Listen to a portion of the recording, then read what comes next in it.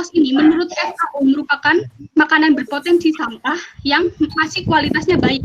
Mengapa kok dikatakan sebagai makanan berpotensi sampah? Karena makanan ini biasanya akan terbuang hanya karena penampilannya buruk. Pada umumnya ini terjadi pada proses pensortiran yang ada di perkebunan atau supermarket dan juga jasa boga. Biasanya mereka hanya memilih buah atau sayur yang berkualitas benar-benar prima. Buah-buahan yang memiliki bercak hitam atau lubang sedikit saja padahal kualitasnya tidak terpengaruh itu biasanya akan dibuang. Itu termasuk ke dalam food loss. Lalu makanan yang tidak habis termakan ini merupakan makanan yang tidak diinginkan, bisa karena kita bosan, kenyang, dan lainnya. Itu ada di skala industri, boga dan rumah tangga. Contohnya itu paling kita pergi ke acara atau pesta pernikahan di mana makanan yang ada itu sangat melimpah dan seringkali tidak termakan sehingga ia berpotensi untuk menjadi makanan berpotensi sampah. Seperti itu, Pak. Mungkin teman yang saya lain dapat menambahkan.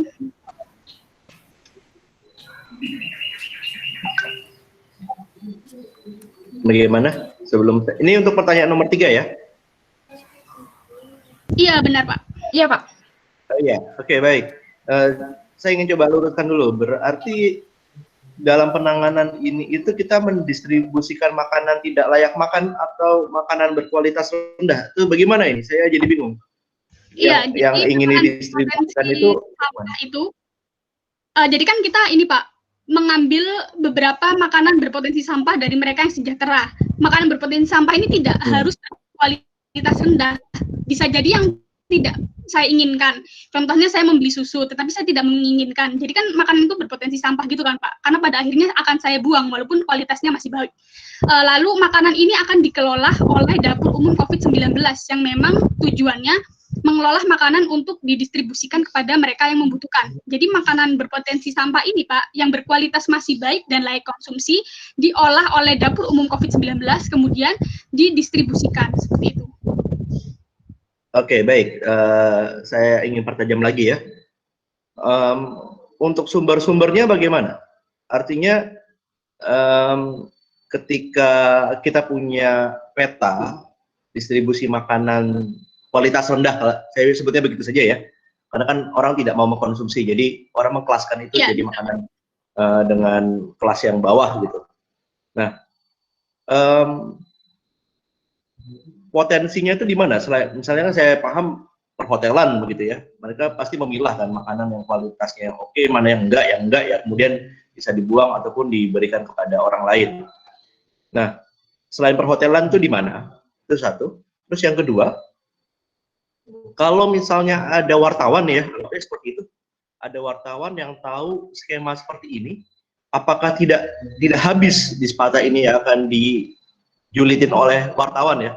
Karena kan bisa saja nanti wartawan itu memutar saja berita-berita yang ada bahwa dapur umum ini mengelola makanan yang kualitasnya rendah gitu. Ini kan justru akan menjadi pedang bagi pengelola dapur umum, khususnya wali kota atau gubernur. Nah, ini mungkin akan bisa dijawab oleh siapa? Silakan.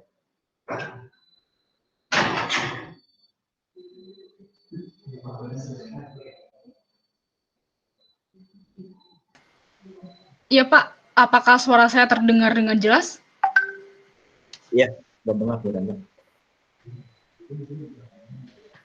Jadi pertanyaan yang pertama tadi adalah bagaimana dengan sampah makanan dari pihak perhotelan ya, Pak?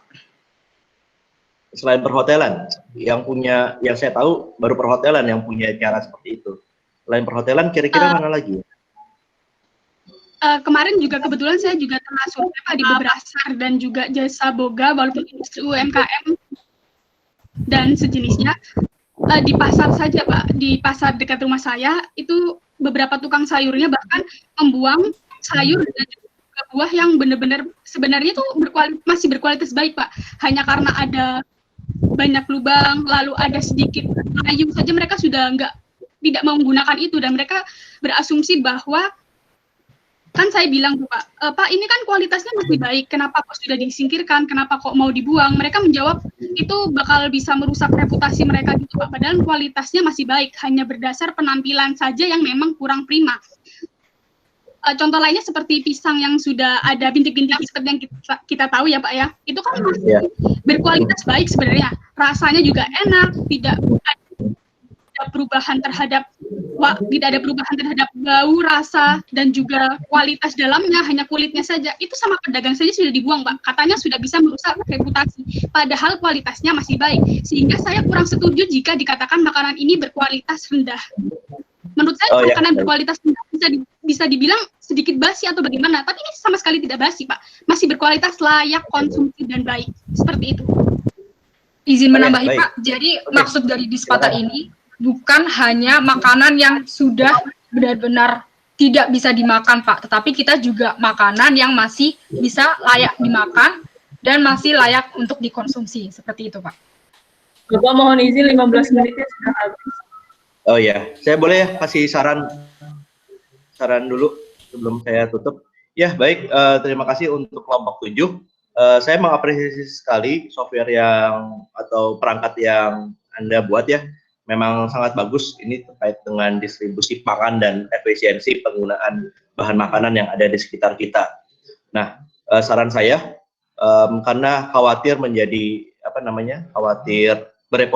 merusak reputasi juga pada dapur umum, coba kemudian nanti dikembangkan untuk distribusi sumber nutrisi ternak.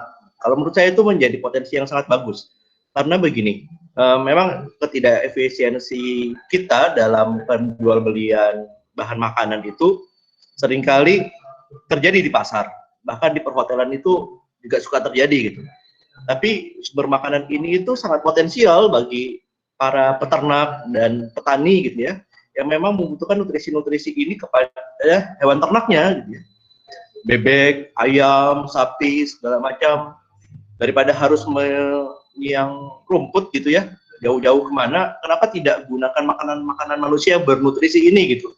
Pastinya kan produksi dari ternaknya akan meningkat gitu. Nah, itu saran saja ya. Nanti kita akan coba lihat ke depannya bagaimana Dispater ini bisa dikembangkan seperti itu. Oke, baik. Selamat untuk kelompok 7 ya. Terima kasih untuk Miranda dan juga tim. Selanjutnya kita akan beralih ke peserta ketiga, yakni Ja'far Umar dan tim dari Universitas Diponegoro.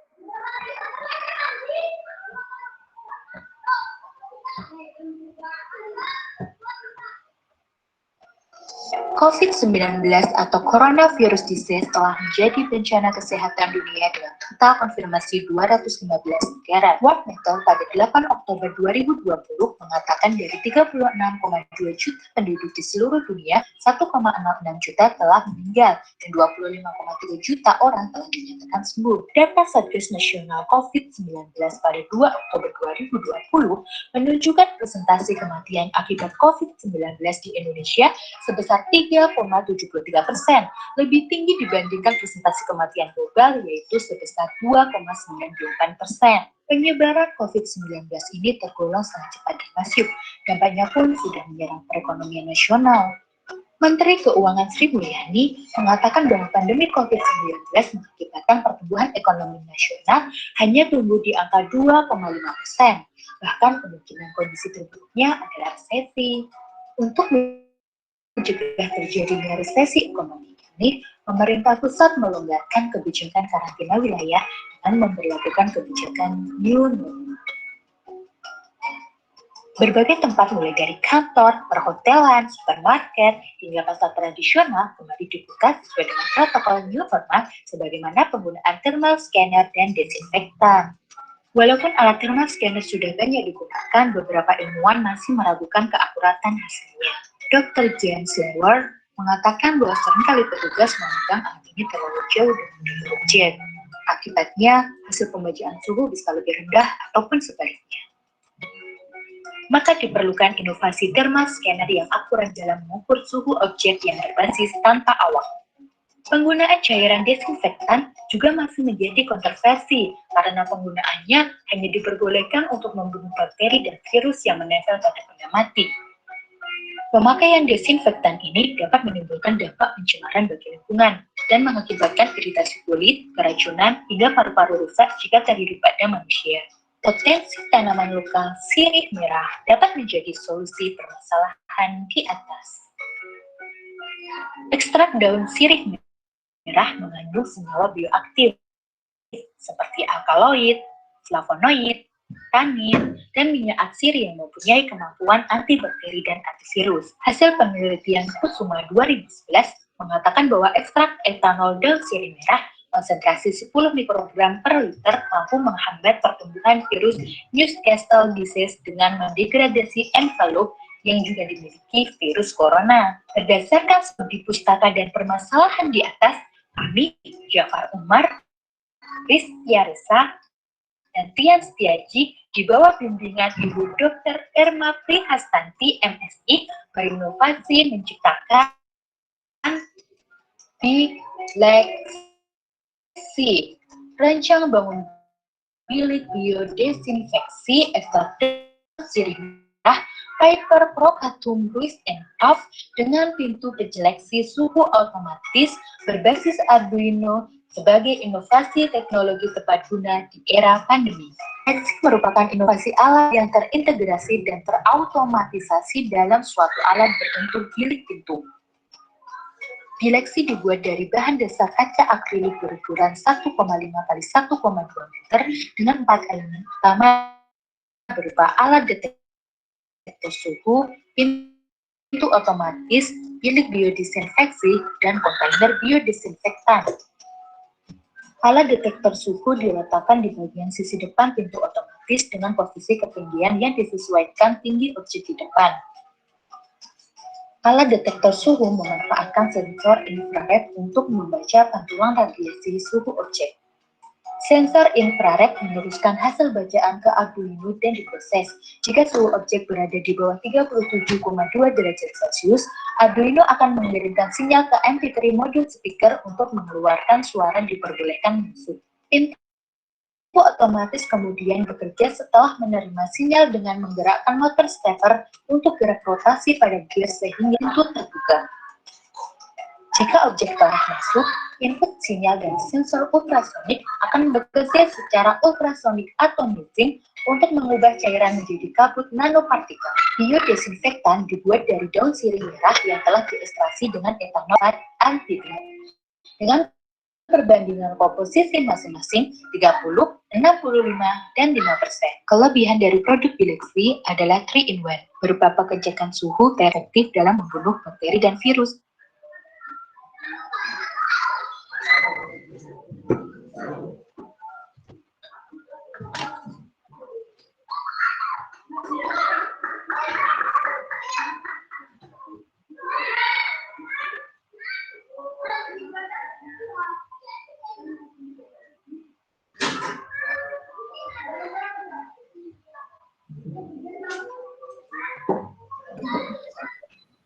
Ini sudah videonya?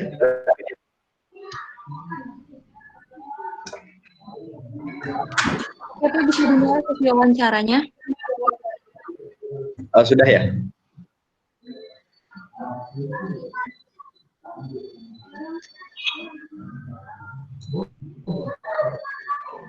Ini presenternya atas nama siapa saja ya? Coba di on mic dulu.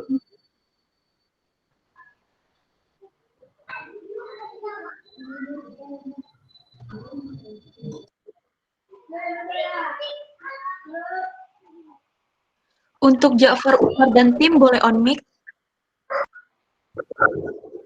Siap, Kak. Sudah, Kak.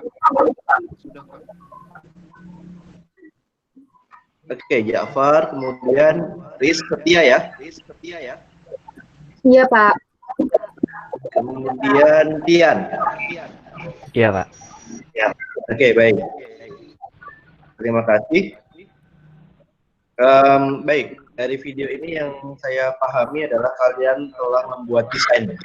Belum muncul ya prototipenya ya? Barang fisiknya belum ada. Iya, Pak, tetap jadi kami masih dalam proses mendesain. Baik. Nah, yang ingin saya tanyakan, dari desain Anda ini, kira-kira kalau diproduksi prototipenya, gitu ya, itu membutuhkan biaya berapa? Itu satu. Kemudian komponen yang paling mahal itu ada di mana? Dan bagaimana kalian bisa mengurangi harga produksinya? Yang kedua, kemudian senyawa kimianya, gitu ya, yang kalian ekstrak dari tumbuhan ini, itu pernah diuji tidak? Gitu. Jangan-jangan nanti kalau digunakan, justru akan menyebabkan alergi atau gangguan iritasi kulit, karena seringkali senyawa-senyawa disinfektan yang belum teruji, gitu ya, justru bagi beberapa orang akan menyebabkan alergi, gitu. Mungkin itu, silakan. Terima kasih Pak atas pertanyaannya. Suara saya sudah kedengaran jelas? Sudah, silakan. Oh iya, terima kasih. Jadi untuk harga ini dari rancangan desain yang kami buat, sistem bileksi ini menggunakan beberapa alat komponen vital yang utama. Yang pertama ada sensor inframerah, sensor ultrasonik, Arduino, mixmaker, fan, dan juga bahan dari bileksi. Untuk kisaran harga itu memang kami belum survei pasaran karena masih dalam proses desain. Jadi bisa kami perkirakan produksi masih kurang dari harga juta. Untuk harga mahal sendiri dari alat ini sebenarnya itu bervariasi. Jadi mungkin ada beberapa alat yang harga range itu sangat tapi yang kami tahu alat yang paling mahal itu ada bagian mixernya Pak, mixmaker dan sensor-sensornya Pak. Begitu, mungkin dari kawan-kawan saya ada yang mau menambahkan. Iya, terima kasih pertanyaannya kepada Bapak Juri. Untuk kandungan dari sirih merah sebagai bahan biodesinfektan pada produk kami itu, berdasarkan hasil studi literatur dari Chandra Sari, itu mengatakan bahwa ekstrak dari daun sirih merah dalam perlakuan untuk menguji terhadap penghambatan bakteri Streptococcus aureus, bakteri Escherichia coli, serta jamur Candida albicans itu dengan konsentrasi 40% itu berpotensi secara kuat menghambat pertumbuhan dari bakteri tersebut. Terus dari sisi kami berasumsi juga karena bahan utama ini berasal dari bahan alam, terus berbasis nanopartikel, jadi untuk efektivitasnya itu lebih efisien bekerja, mudah terabsorpsi menembus membran tertanding dari bakteri tersebut, dan juga meminimalkan efek samping terhadap kesehatan kulit. Seperti itu, Pak.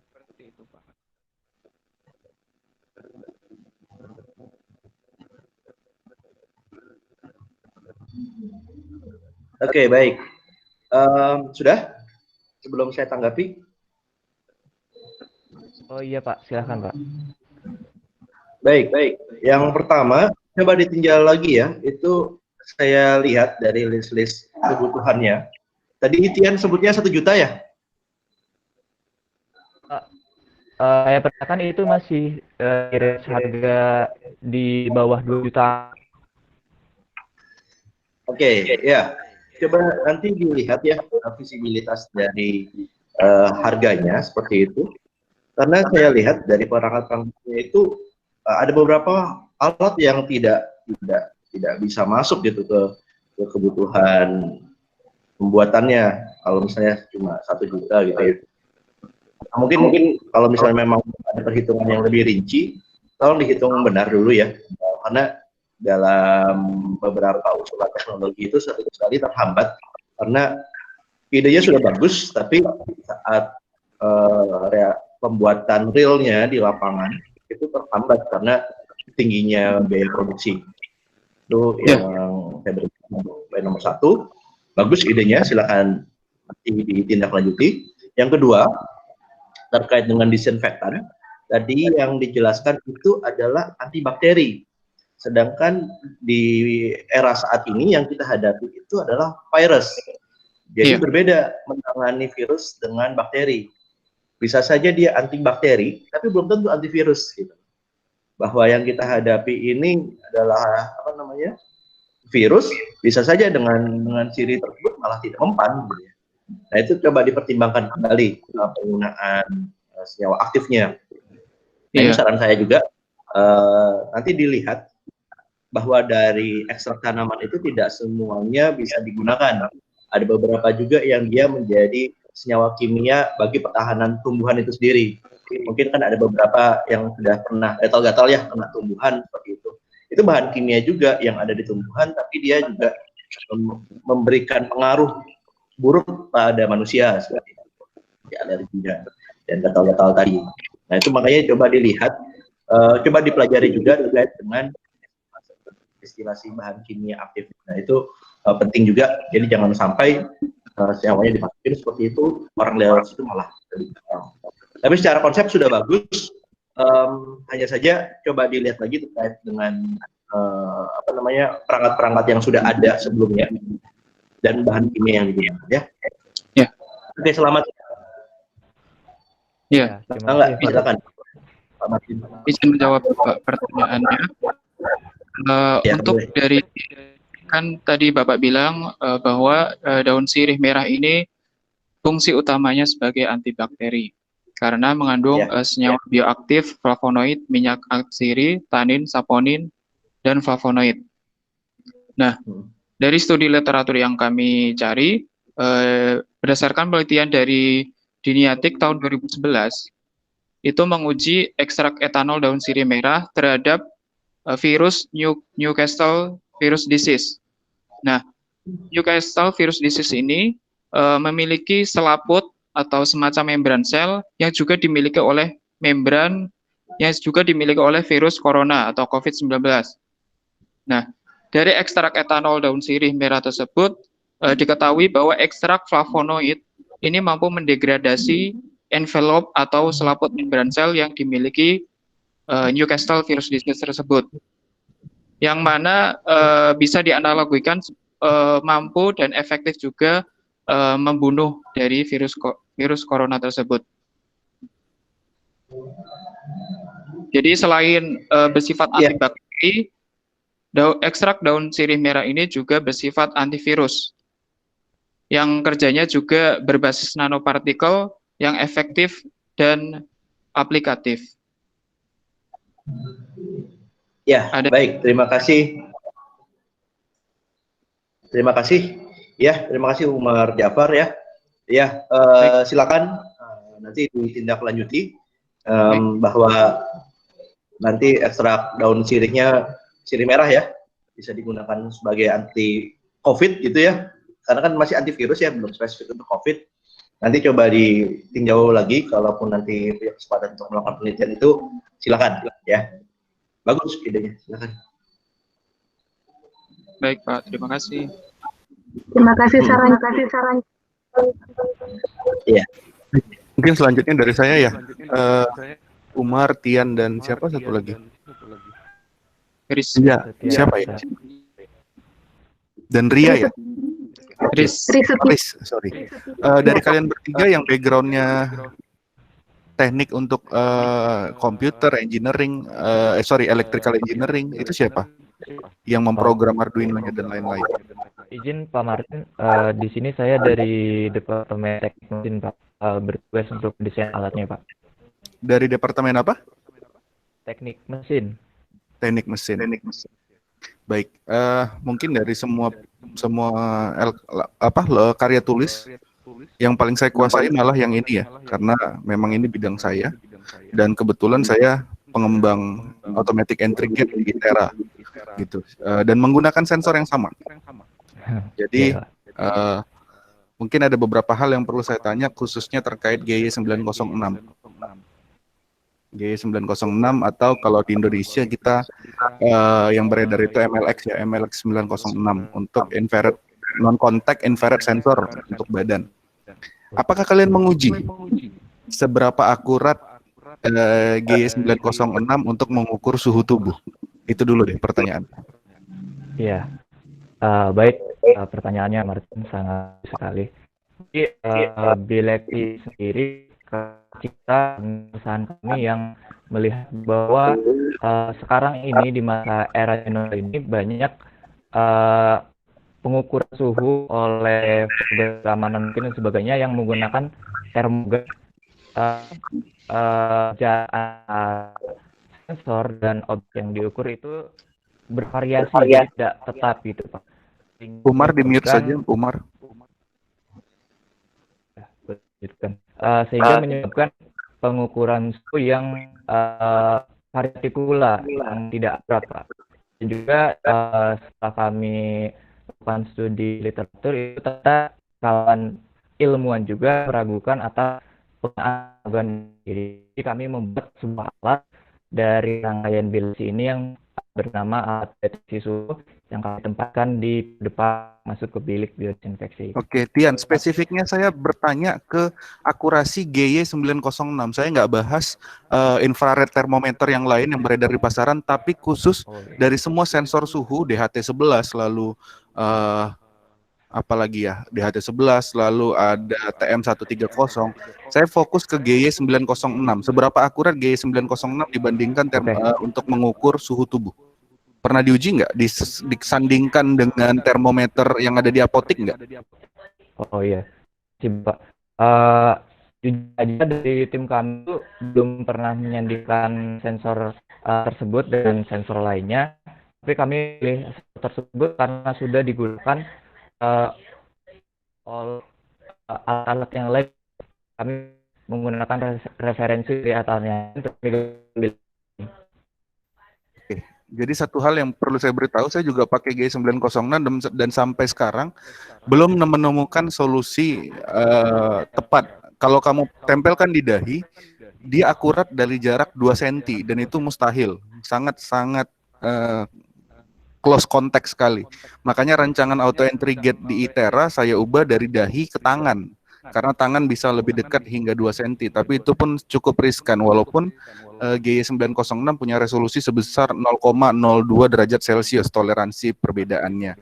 Tapi saya sendiri nggak yakin dengan GY906. Dan satu lagi, di paper karya tulis dan di video tadi kalian salah memberikan gambar GY906. Yang kalian tampilkan adalah infrared sensor untuk proximity sensor atau sensor jarak.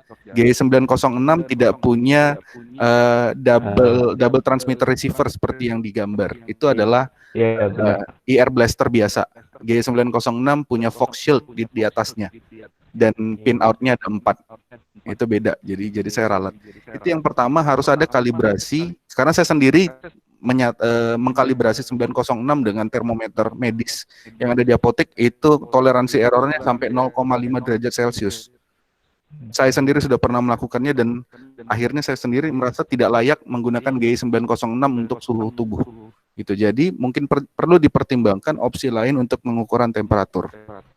Itu. Lalu terkait penggunaan Arduino Uno. Saya lihat itu gambarnya Uno. Memang kelihatannya Uno yang paling sering dipakai oleh mahasiswa, tapi perlu dipertimbangkan biaya seperti yang dibilang Pak Gatot. Biaya. Kenapa nggak pakai yang lebih kecil, yang mini? Arduino Uno punya 6 input output analog, punya 14 input output digital yang saya rasa sangat boros. Dari ukuran, dari konsumsi daya, dari harga, dari ketersediaan input outputnya boros. Jadi mungkin ada alternatif lain selain Arduino Uno. Itu saran dari saya. Dan terima Martin. Ya. juga bileksi akan dalam proses juga beberapa peningkatan yang kami lakukan di penelitian selanjutnya. Pak Martin. Dari saya cukup, Regita silahkan. Baik Pak, izinkan kami memberikan closing statement terhadap karya tulis ilmiah kami. Masa sulit di tengah pandemi membutuhkan banyak solusi. Semua orang harus bekerja sama dan saling berkontribusi. Inovasi diperlukan, bukti kita tidak diam dan berperan dalam peperangan melawan wabah yang belum terselesaikan. Apa yang ada di sekitar mungkin adalah jawaban, seperti daun sirih merah yang mungkin sering terabaikan, namun ternyata peranannya amat berkehidupan, terutama ketika terjadi banyak kesulitan yang sedang dihadapkan. Kami menawarkan ide untuk dikembangkan. Bileksi sebagai biodesinfeksi yang memperpadukan antara kecanggihan teknologi dan bahan alam yang ramah lingkungan. Harapannya bisa turut berperan mencegah penyebaran wabah yang kini tak kunjung terselesaikan. Pengecekan suhu, sterilisasi, dan biodesinfeksi terintegrasi dalam harmoni, saling mendukung peranan serta fungsi, terintegrasi dalam satu badan utuh bernama bileksi, yang harapannya dapat diaplikasikan ke penjuru negeri. Inilah wujud kecintaan kami terhadap negeri ini, bukan hanya banyak bicara, tapi mencoba menawarkan solusi. Sekian presentasi karya tulis ilmiah kami. Terima kasih atas segala atensi. Wassalamualaikum warahmatullahi wabarakatuh. Waalaikumsalam warahmatullahi wabarakatuh. Terima kasih untuk Ja'far Umar dan tim. Selanjutnya kita ke peserta berikutnya, yakni Iqbal Wirya Menanza dan tim dari ITERA.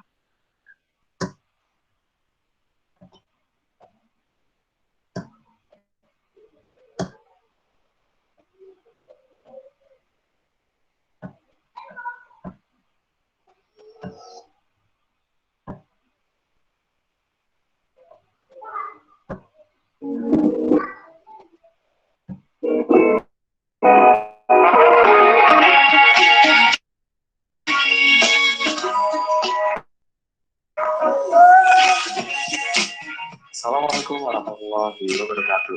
Perkenalkan, kami Layani Daratania, Ainan Aska, dan saya sendiri Iqbal Wirya Menanza dari Institut Teknologi Sumatera mempersembahkan karya tulis ilmiah kami yang berjudul Pemanfaatan Pome menjadi bahan baku hand gel.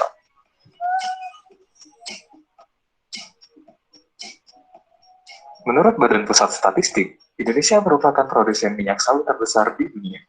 Luas area kelapa sawit di Indonesia pada tahun 2012 mencapai 6,46 juta hektar dengan 89% dikuasai perkebunan besar swasta. Dan untuk produksi dari setiap ton tandan buah segar yang diolah, menghasilkan 140 sampai 200 kg crude palm oil atau 22,76 juta ton per tahunnya. Kegiatan produksi juga membuat 600 sampai 700 kg limbah cair atau palm oil mill effluent yang biasa disingkat dengan POME. POME tersusun dari beberapa zat penting yang dapat dimanfaatkan dan diolah menjadi produk lain yang memiliki nilai ekonomis. Komponen penyusun POME antara lain selulosa, lignin, poloselulosa, hemiselulosa, air, dan zat ekstraktif lainnya. Selulosa merupakan polimer alam yang dapat digunakan sebagai bahan baku pembuatan bioetanol dengan mensintesisnya menjadi selulosa asetat.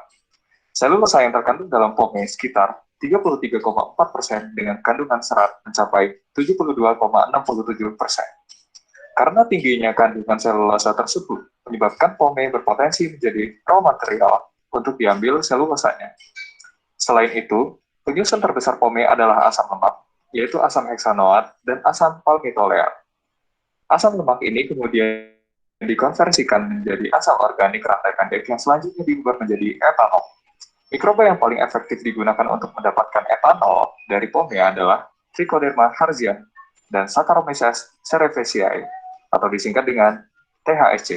Mikroba Trichoderma harzianum dapat diperoleh dengan mengambil contoh tanah kurang lebih 100 gram dari 5 titik sampel, lalu dilakukan pengenceran sampai 10 /3 yang kemudian dituang pada media PDA dengan metode Turplan. Selanjutnya, dilakukan proses inkubasi pada suhu 28 derajat Celcius yang nantinya akan menghasilkan Mycelium cendawan Trichoderma harziani. Sementara, untuk Saccharomyces cerevisiae bisa didapat dari ragi konvensional yang biasa didapatkan dari toko-toko retail. Satu koloni individu yang berhasil dari Saccharomyces cerevisiae yang diambil dari agar VDA dan diinokulasi ke dalam labu Erlenmeyer 100 ml yang berisi 50 ml ragi malt ekstrak media dengan komposisi 10 gram per liter malt ekstrak dan 20 gram per liter ragi. Sampel yang diinokulasi diinkubasi pada keadaan 30 derajat Celcius selama 24 jam pada 150 rpm. Untuk memecah selulosa menjadi polimer yang lebih sederhana, prosesnya adalah sebagai berikut. Yang pertama, dari proses ini adalah delignifikasi bahan lignoselulosa dari struktur kompleksnya oleh lignoselulotik gamma yang dilakukan oleh Trichoderma harziani. Langkah kedua adalah depolimerisasi dari polimer karbohidrat yaitu selulosa dan hemiselulosa menjadi gula bereduksi berupa glukosa, fruktosa, silosa, dan lain-lain menggunakan enzim selulotik yang diproduksi oleh jamur selulotik atau bisa disebut dengan Trichoderma harziani. Dilanjutkan dengan langkah ketiga, fermentasi gula dengan ragi untuk produksi bioetanol. Untuk mengoptimalisasi hasil yang didapat, maka pada proses ini ada 3 faktor yang diukur, yaitu tekanan parsial oksigen, pH, dan temperatur. Pada kondisi 30% tekanan parsial oksigen, suhu 32 derajat Celcius, dan pH 6, studi optimasi menunjukkan bahwa bioetanol yang didapat 4,8% V per V atau 38,6 gram per liter dari 400 ml POMI. Sehingga dengan jumlah etanol ini berpotensi untuk dimanfaatkan menjadi bahan baku pembuatan hand gel. Cukup sekian dari kami. Terima kasih. Assalamualaikum warahmatullahi wabarakatuh.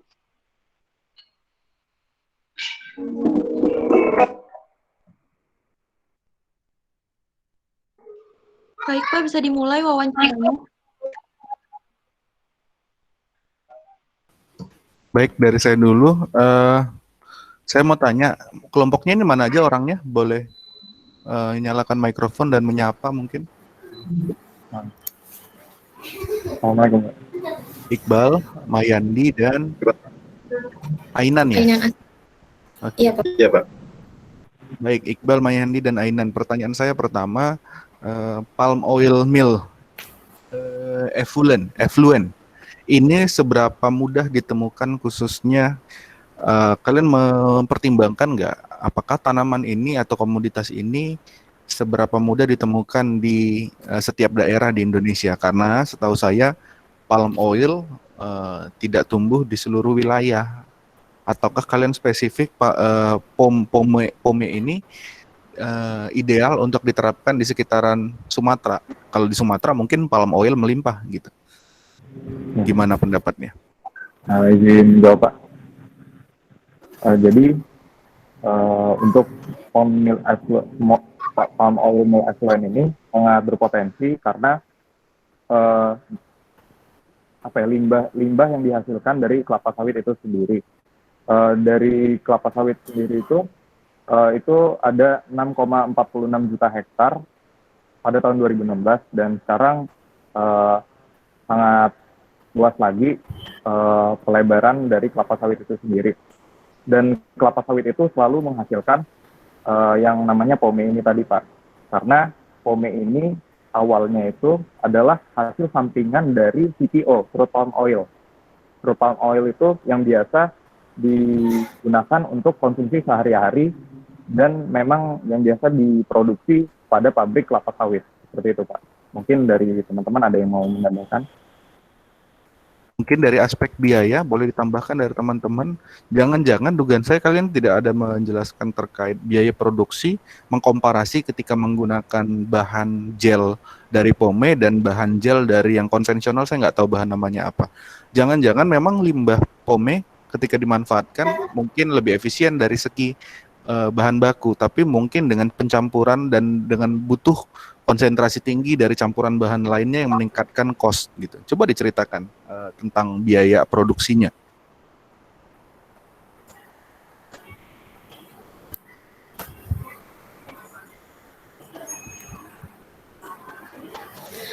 Baik, terima kasih Pak atas pertanyaannya. Saya izin menjawab. Untuk biaya produksinya, sebelumnya ini kami itu mengkonsentrasikan kepada pemanfaatan pomenya Pak. Jadi pemanfaatan pome untuk diambil bahan etanolnya. Jadi kalau untuk biaya produksi kami belum secara rinci atau belum membahasnya secara lebih jauh karena kami ini mulainya itu dari pome, terus kita ubah apakah bisa dia berpotensi menjadi etanol, dan ternyata dia berpotensi dan etanol itu baru kita manfaatkan menjadi bahan baku hengel, seperti itu Pak. Oke, lalu saya lihat di karya tulis bahan pembuatan hengel itu terdiri dari satu triklosan, alkohol, dan ada di situ alkohol 60%.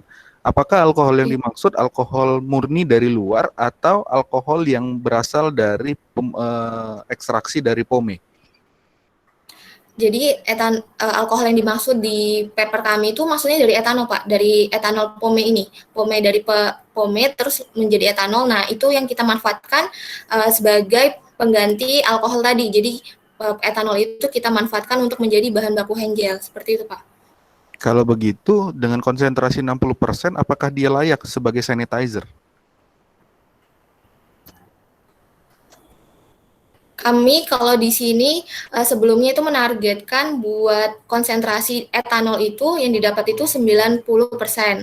Nah, jadi kami mendapatkan etanol dari pome ini ya konsentrasinya itu 90% Pak. Jadi kami makainya 90% bukan 60%. Mungkin ada yang bisa nambahin? Enggak, ini saya baca di laporan 60%. Atau laporannya karya tulisnya salah tulis, salah ketik, typo.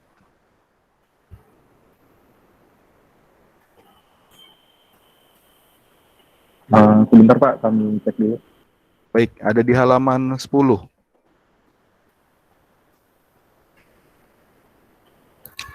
Untuk itu ya Pak, apa tinjauan pustaka ya Pak? Jadi untuk tinjauan pustaka itu kami mengambilnya secara umum. Jadi maksudnya kan ada pembuatan hengel itu berbagai macam ya Pak. Nah kami itu mengambil sumbernya itu dia pakai 60%, tapi yang kami inginkan itu yang 90%, seperti itu Pak.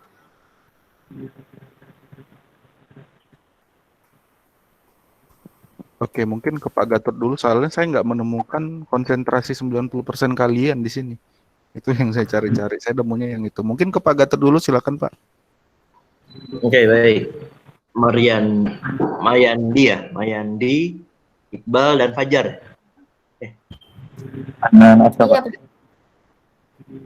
Aska, Ainan, Aska, Pak. Oh, Ainan, ya. Baik, sebelumnya saya ingin tanya, apakah Anda pernah melakukan fermentasi ya?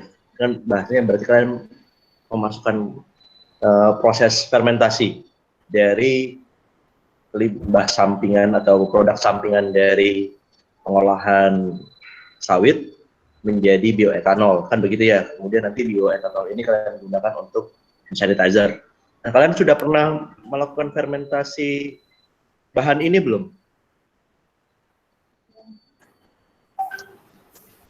Izin menjawab Pak, untuk percobaannya belum pernah kami lakukan karena semua yang kami tuliskan di dalam paper kami adalah based on literatur gitu Pak. Jadi semua adalah studi literatur Pak. Oke. Dalam hal ini kalian bisa jelaskan proses fermentasi, karena kan tadi kan kalian mengolahnya dengan mikroorganisme ya, jamur ya, ekoderma ya. Nah, kalian bisa ceritakan tentang proses fermentasi dan mungkin kendalanya sudah terbayang? Enggak, silakan.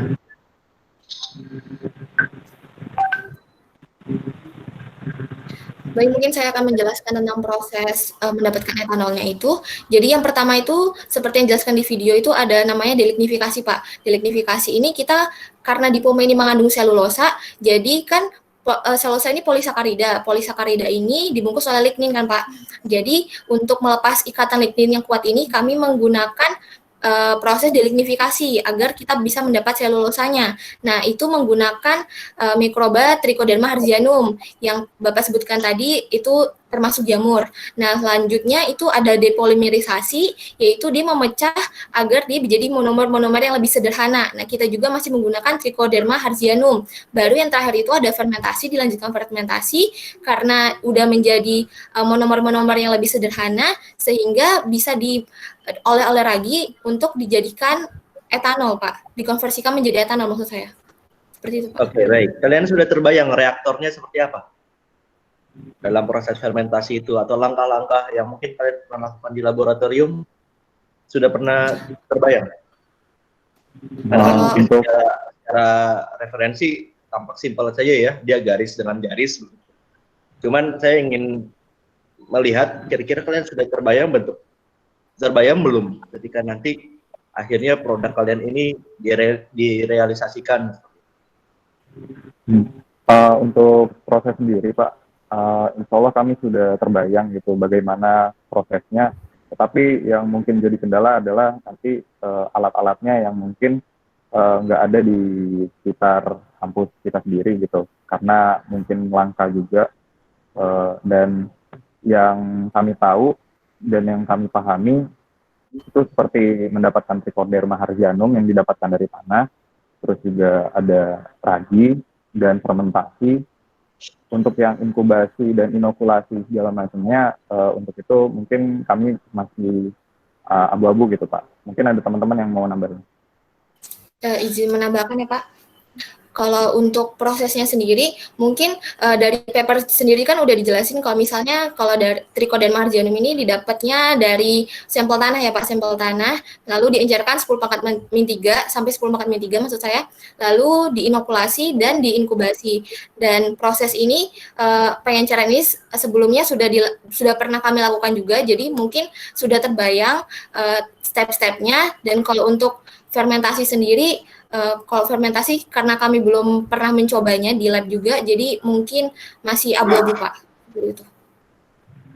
Oke, baik. Ya, ini sekaligus saran saja ya untuk kalian. Ketika nanti akhirnya kalian mencoba untuk merealisasikan ide kalian, coba ada breakdown kembali bagaimana ini bisa direalisasikan ya. Karena tentunya kalian tidak membuatnya dalam LMIR ke LMIR gitu, tapi pasti akan berkaitan dengan reaktor, dan produksinya nggak bisa cuma 1 liter 2 liter, tapi kiloliter bahkan ribuan liter yang harus kalian produksi biar itu bisa efisien. Nah, tentunya tidak banyak sekali tandingannya dari proses kalian ini dibandingkan dengan yang konvensional. Benar tadi yang disampaikan, jangan-jangan etanol yang konvensional yang dibuat di pabrik Karawang seperti itu ya lebih murah dibandingkan yang punya kalian gitu. Nah, karena kan tentu di era COVID seperti ini kita tidak bisa tidak bisa boros gitu dalam merealisasikan sesuatu. Pasti ada efisiensi di mana kita melihat mana yang paling murah dan mana yang paling cepat seperti itu. Oke, nanti silakan saja kalian pelajari kembali gitu ya terkait dengan proses perubahan dari lignin menjadi etanol. Kemudian mau etanolnya dimanfaatkan sebagai apa? Silakan saja, mau jadi POM ataupun menjadi bahan bakar itu juga bisa. Tapi yang paling penting dari paper kalian ini adalah kemampuan kalian untuk menjelaskan bagaimana limbah kelapa sawit ini benar bisa menjadi etanol. Oke ya. Oke, baik, terima kasih. Untuk Pak Martin, apakah ada yang ingin ditambahkan, Pak? Dari saya cukup. Terima kasih, Regita. Oke, terima kasih untuk tim keempat, yakni Iqbal Wirya Mananza dan tim dari ITERA. Selanjutnya kita akan ke peserta yang kelima, yaitu Arik Fadlan Lahardian dan tim dari UGM.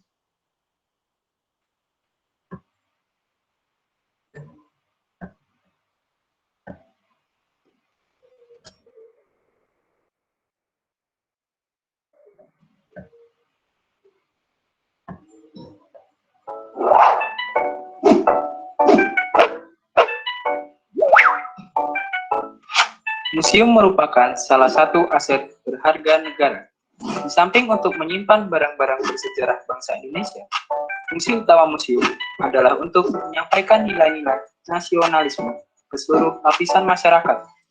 Akan tetapi, dari hari ke hari, pengunjung museum semakin berkurang.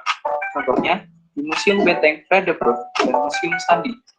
Dikhawatirkan, dengan semakin sedikitnya masyarakat yang berkunjung ke museum, tingkat literasi sejarah Indonesia akan semakin rendah.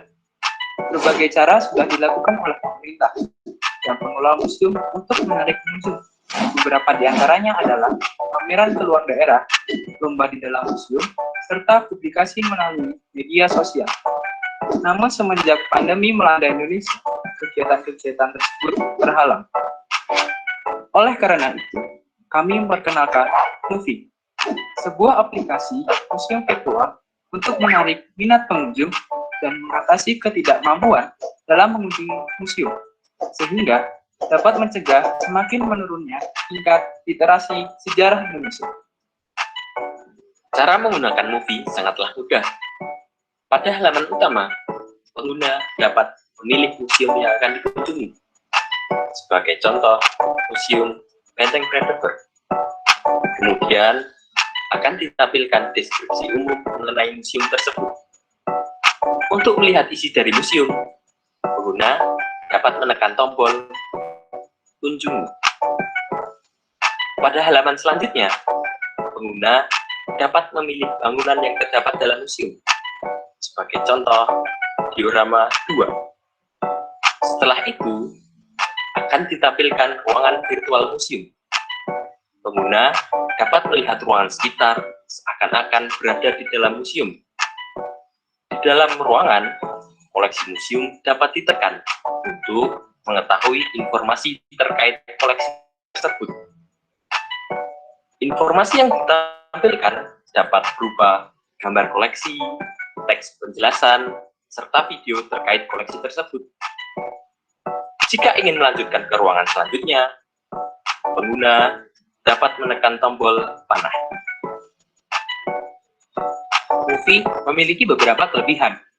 Pertama, dari segi lingkungan, Movie meninggalkan jejak emisi karbon yang lebih rendah jika dibandingkan dengan acara yang bersifat secara luring. Kedua, dari segi ekonomi, Movie akan memangkas biaya akomodasi yang mungkin dikeluarkan untuk mengunjungi museum secara luring. Terakhir, dengan Movie, museum dapat diakses secara mudah oleh siapapun, kapanpun, dan dimanapun. Dari penelitian ini, terdapat dua hal yang dapat disimpulkan. Pandemi menyebabkan akses ke museum menjadi sulit, sehingga berpotensi menurunkan tingkat literasi sejarah Indonesia. Akan tetapi, dengan adanya Movie, diharapkan akses kunjungan ke museum akan menjadi lebih mudah, karena tidak terbatas pada ruang dan waktu. Selain itu, Movie diharapkan juga dapat menjadi ajang untuk digitalisasi museum sebagai arsip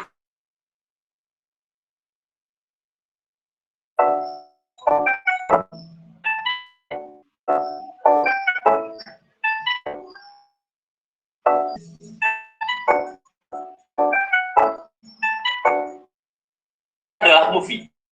Kami memberikan baru dalam movie museum bersama kami menjaga keutuhan negara literasi sejarah Indonesia.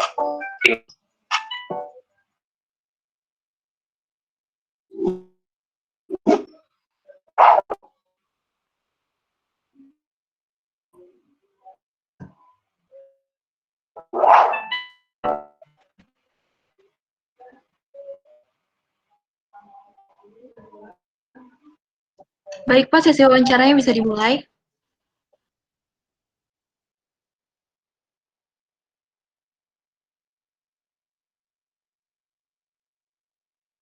Boleh Pak Gatot dulu? Oh ya, baik. Ya, baik. Orangnya yang mana ya ini? Izin Pak, saya Arif dan dua rekan saya. Saya Amri. Saya Dewan. Dewa ya? Iya, Pak. Dewa. Arik, oke, baik. Arik Pak. Ya, terima kasih ya untuk kalian. Ini konsepnya bagus.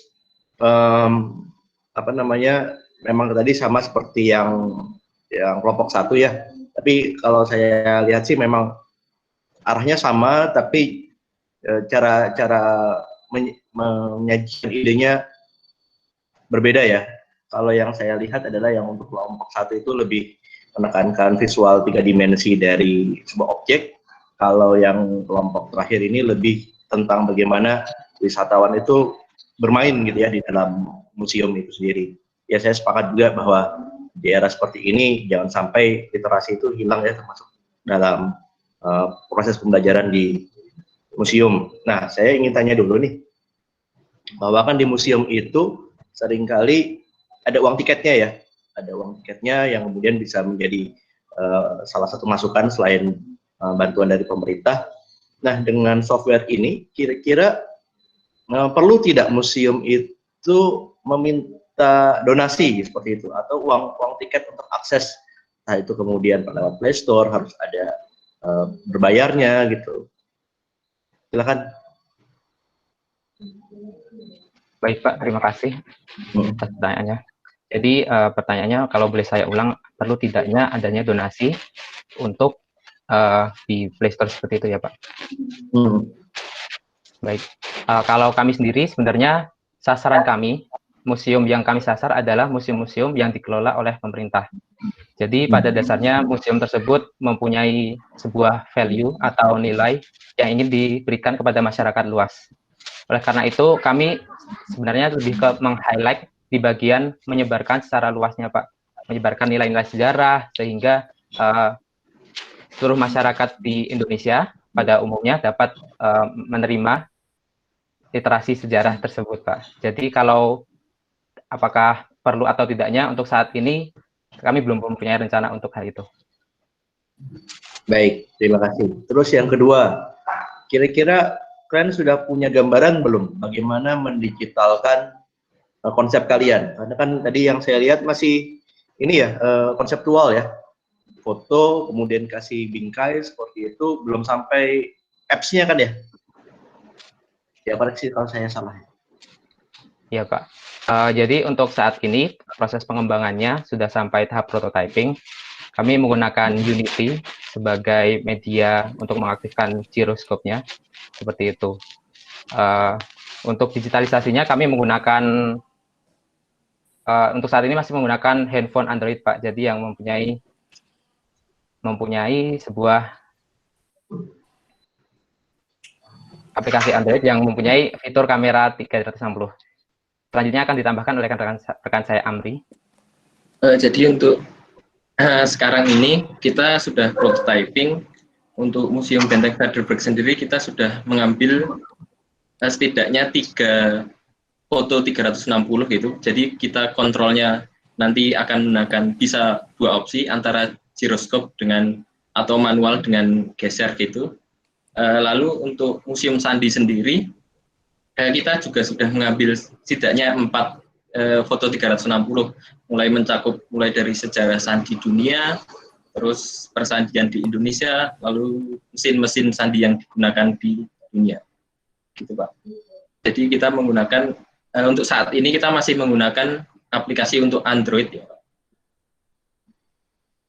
Baik, ya bisa ditampilkan tidak hasilnya? Karena kan di laporannya itu kita nggak terbayang ya, karena cuma 2 dimensi, nggak bisa digeser-geser ke sana sini gitu.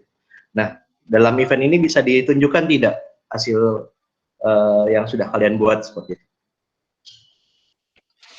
Bisa Pak. Baik Pak, mungkin akan ditampilkan oleh rekan saya Amri. Ya, silakan.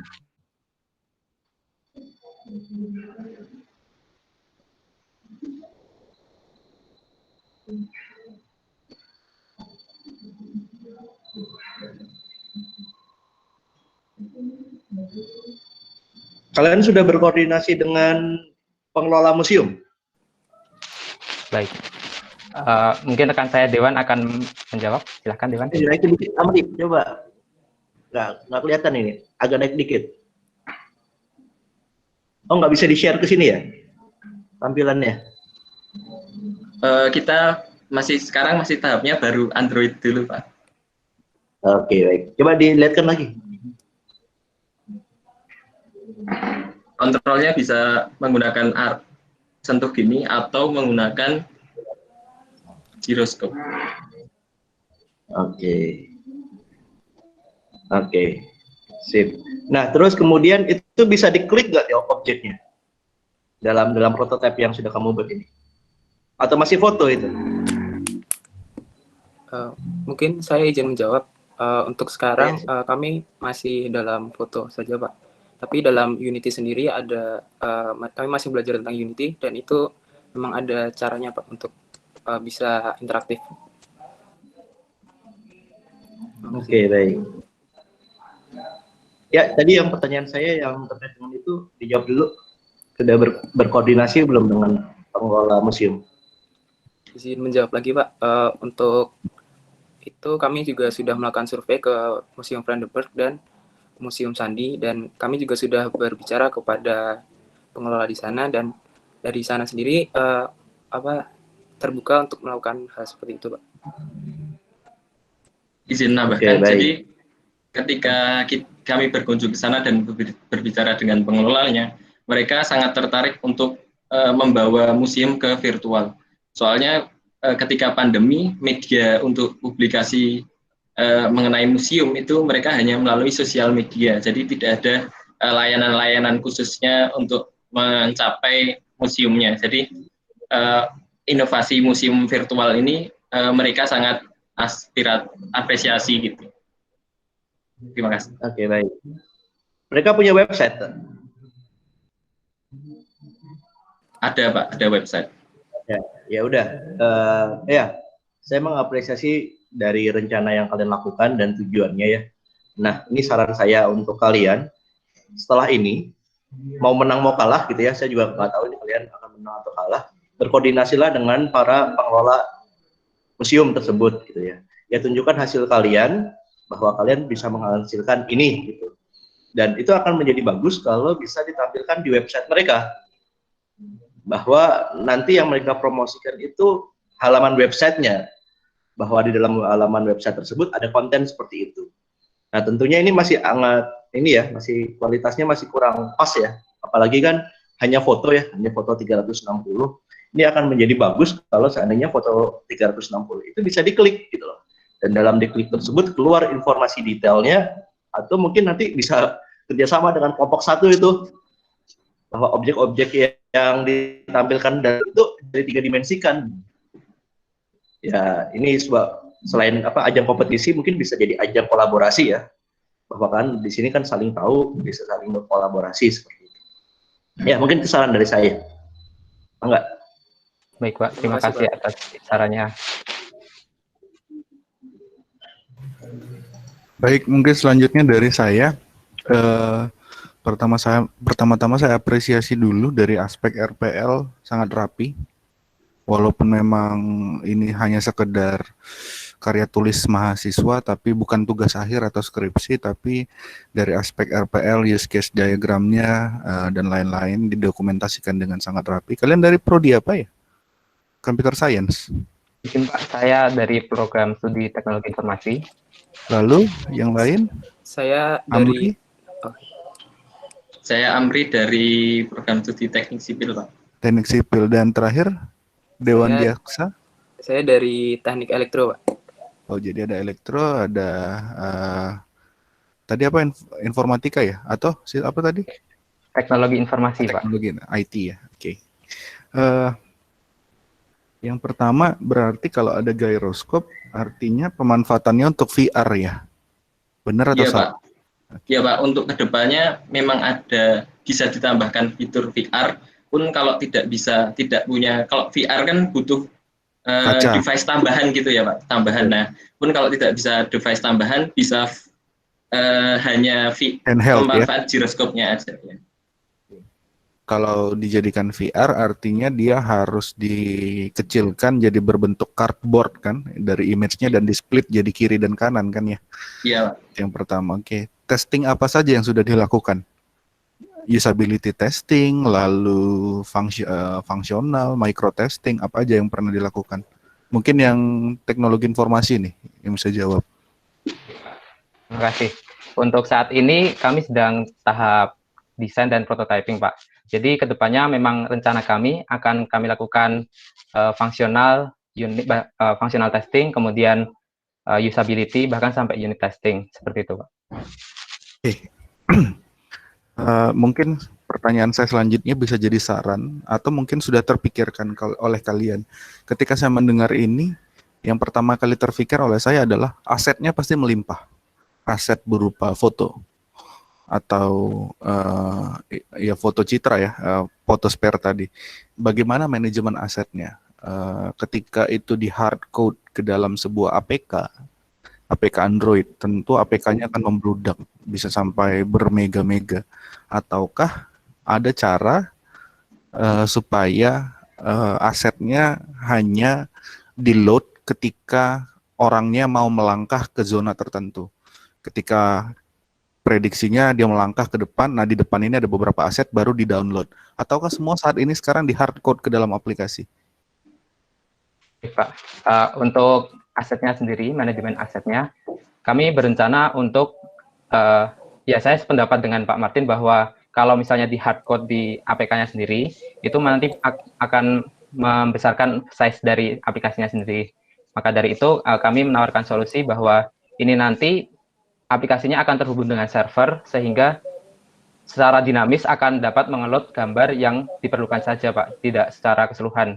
Nah, tapi karena itu nanti ada hubungannya dengan bandwidth dari data sendiri, maka kami tawarkan juga solusi cache. Jadi setelah di-load untuk beberapa waktu, mungkin 1 bulan atau lebih, nanti bisa tetap dibuka di aplikasinya seperti itu. Tidak perlu nge-load lagi dari server. Oke. Maka terkait itu tahu ya, paham ya konsekuensinya kalau di hardcode apa, kalau di server apa, lalu kamu solusi dengan cache yang ada di internal storage. Lanjutannya adalah perlu mungkin kalian pertimbangkan dan kalian tuliskan di laporan itu terkait spesifikasi teknis citra digitalnya. Apakah JPEG, apakah GIF, kompresinya seperti apa, dimensinya seperti apa. Lalu format photosphère itu sendiri apa sih? Gitu. Apakah photosphère saya tahu kalau dia spherical, jadi seperti menggunakan wide angle kamera, jadi bentuknya seperti fish eye gitu ya. Tapi format asetnya sendiri saat ini apa? JPEG kah? Ya Pak, format asetnya JPEG sama kayak foto biasa. Untuk kita awalnya untuk take langsung di lapangan itu menghasilkan resolusinya sangat besar 8K gitu. Lalu untuk memperkecil satu fotosfernya kita kompresi menjadi 2K gitu per fotosfernya. Jadi nanti filenya sekitar untuk satu fotosfer sekitar 2 MB. Makanya itu tadi kita butuh penyediaan data dari server gitu, biar meminimalisir size-nya. Mungkin bisa dipertimbangkan dicari referensinya metode kompresi yang ideal untuk hal semacam ini, karena saya rasa format JPEG itu memang handal tapi nggak reliable, nggak bisa diandalkan lah kalau untuk seperti ini. Dan terakhir bisa saran dari saya, bisa dipertimbangkan bahwa menggunakan, tadi kan kalian pakai kamera biasa sebenarnya, kamera HP tapi dengan photosphère, fitur photosphère dari Google Cam ya? Iya Pak. Ya, ya, Pak. Saya kebayang mungkin nggak kalau itu pakai memang real 360 kamera seperti Action Cam 360 kayak GoPro 360 atau Ricoh Theta yang bisa memang fiturnya ada 360-nya gitu, bukan 360 manipulatif dari Google Kamera. Mungkin nggak? Sangat mungkin sekali Pak. Sebenarnya itu menjadi bagian dari rencana kami ke depannya, bahwa jika sudah memungkinkan, kami akan menggunakan alat-alat yang benar-benar memadai, yang benar-benar ditujukan untuk mengambil gambar dari 360. Seperti itu. Oke, saya rasa dari saya cukup jelas, Regita. Itu saja yang mau saya tanyakan. Terima kasih. Baik, terima kasih kepada Dewan Juri yang terhormat untuk saran dan masukannya. Akan kami jadikan to-do list untuk kedepannya. Terima kasih. Terima kasih, Pak. Baik, Pak. Terima kasih, dan juga untuk tim dari Arik Fadlan, terima kasih juga. Acara telah kita lalui, Pak Martin dan juga Pak Gatot. Untuk semuanya, untuk sesi dokumentasi, boleh menghidupkan kamera.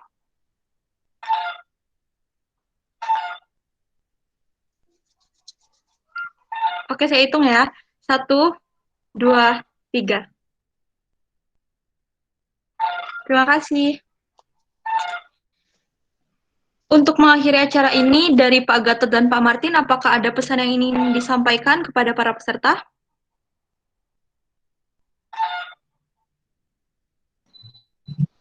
Baik, mungkin saya dulu ya Pak Martin ya. Ya, terima kasih banyak untuk para mahasiswa. Saya sangat senang sekali di era pandemi seperti ini, kalian tetap semangat untuk bisa mengusulkan ide-ide ya, yang berasal dari harapannya dari hati nurani kalian, memang ingin berkontribusi untuk memberikan solusi untuk Indonesia saat ini. Memang ini tergantung ya latar belakangnya, itu latar belakang keilmuan atau situasi yang dilihat di lapangan. Mengapresiasi bagi kalian yang memang sudah turun langsung ke lapangan, melihat situasi yang ada, kemudian mencoba mencari solusi dari permasalahan yang kalian lihat. Dan saya juga akan lebih mengapresiasi bagi kalian yang memang sudah bertindak gitu ya, memunculkan suatu luaran yang itu bisa kalian tunjukkan dengan baik. Memang saya masih menilai ada beberapa yang belum finish ya dalam mengaktualisasikan idenya, tapi harapannya lomba ini bukan menjadi akhir, tapi menjadi awal kalian untuk bisa mewujudkan. Lomba ini tidak seberapa ya, paling cuma ya dapat uang binaan segala macam gitu ya. Tapi yang paling berharga adalah bahwa ide kalian itu nyata, kalian lihat sendiri, kepuasan yang muncul bisa dinikmati oleh masyarakat. Poinnya ke sana. Jadi besar harapan saya kepada kalian bahwa tidak berhenti di sini ya. Kalau bisa ide-ide kalian ini dikolaborasikan bersama teman-teman yang ada di sini, atau konsultasikan dengan dosen kalian yang ada di perguruan tinggi, ataupun mencoba bekerja sama dengan orang-orang yang sudah kalian datangi. Karena sangat sayang sekali kalau ide-ide brilian kalian gitu ya hanya berhenti dalam agenda ini dan tidak punya manfaat. Laporan-laporan yang kalian buat, oke, silahkan diperbaiki saja. Siapa tahu nanti bisa kalian ajukan untuk PKM ya, program kreativitas mahasiswa ataupun lomba-lomba lainnya, yang tentunya nggak hanya di kopas kemudian dikirim ya, tapi coba diperbaharui lagi. Mungkin tadi kan ada beberapa saran saya yang bisa kalian laksanakan seperti itu, atau mungkin kalian kembangkan sehingga punya makna gitu. Ya, kita sama-sama mencari solusi. Menjadi baik kalau ternyata ide kalian itu bisa membanggakan orang tua kalian. Orang tua kalian akan sangat bangga. Mungkin itu saja. Terima kasih banyak. Sampai berjumpa di masa depan. Baik, terima kasih Pak Gatot. Kalau dari saya, pertama, kelima orang ini dari tahap sebelumnya yang sudah lebih banyak ya, sekitar 14 kalau nggak salah. Ini kalian ini adalah, kalau saya sih menilainya adalah orang yang paling, proyeknya yang paling realistis, yang pertama. Yang paling realistis untuk diwujudkan. Jadi yang nggak realistis semua udah dieliminasi. Itu artinya apa? Ketika kalian nanti menang, jangan lupa saya, mungkin Pak Gatot juga menilai kalian dari yang realistis. Jangan, walaupun kami nggak bisa kontrol ini terlaksana atau tidak, tapi ingat kalian ini dipilih karena realistis dan rasional. Jangan lupa diteruskan, itu yang pertama. Nggak ada yang lebih baik, tidak ada yang lebih buruk. Semuanya di jalannya masing-masing dengan caranya masing-masing. Walaupun nanti dia nggak juara, bisa jadi dia yang terbaik karena terrealisasi dengan baik. Nah, itu pesan saya. Sebagai mahasiswa, ya bersyukur sudah pernah mengikuti seperti ini. Orang-orang lain di sana yang IP-nya mungkin 3,5 sampai 4, ada yang cuma kuliah pulang tanpa kreativitas seperti kalian. Kalian, you are much better than them, yang cuma nilainya tinggi tapi tidak bisa apa-apa di luar kampusnya. Saya sangat apresiasi itu. Walaupun saya nggak peduli berapa IP kalian di sini, apa nilai kalian banyak A-nya atau C-nya, tapi it's more than just a score, than just sebuah angka yang ada di transkrip kalian. Senang sekali sebenarnya bisa melihat kreasi-kreasi hebat dari UGM, dari Undip, dari ITERA, yang oke-oke sekali lah. Dan terakhir, pesan saya, sama seperti Pak Gatot, ini jangan selesai di sini. Kalau ada lomba lain, masukin lagi dengan penambahan sesuatu, dengan penambahan fitur. Kalian udah modal, mungkin sebagian besar ini hanya step 1. Step 2-nya nanti bisa di PKM, di international competition, di research competition di tingkat Asia. Ini udah ada ulasan dari saya, dari Pak Gatot, udah ada ulasan dari rekan-rekan. Starting point-nya di sini, jangan diubah topiknya, jangan mulai sesuatu yang baru, terusin dengan tim yang sama di level yang lebih tinggi. Kalau level ini masih, menurut saya ini belum ada apa-apanya gitu. Naik ke level Asia, naik ke level internasional gitu. Dan bukan lagi bawa nama UGM, Undip atau ITERA, nggak ada artinya itu. Tapi ketika kalian di internasional, kalian sudah bawa nama Indonesia. Itu dari saya. Saya doakan semoga tercapai itu semua. Terima kasih, selamat berjuang. Saya kembalikan ke Regita. Terima kasih Pak Gatot dan Pak Martin atas pesan yang telah disampaikan. Sebelum menutup acara ini, saya ingin mengucapkan terima kasih sekali lagi untuk kedua dewan juri yang telah bergabung bersama kita, dan juga untuk para peserta, tetap semangat dan tetap jaga kesehatan. Untuk menutup acara ini, marilah kita mengucapkan lafaz hamdalah. Alhamdulillahirrabbilalamin. Saya Regita Cahyani, mohon maaf apabila ada kesalahan. Sampai jumpa lagi di LKTI Ecositar 2021. Saya akhiri. Wassalamualaikum warahmatullahi wabarakatuh. Waalaikumsalam warahmatullahi wabarakatuh.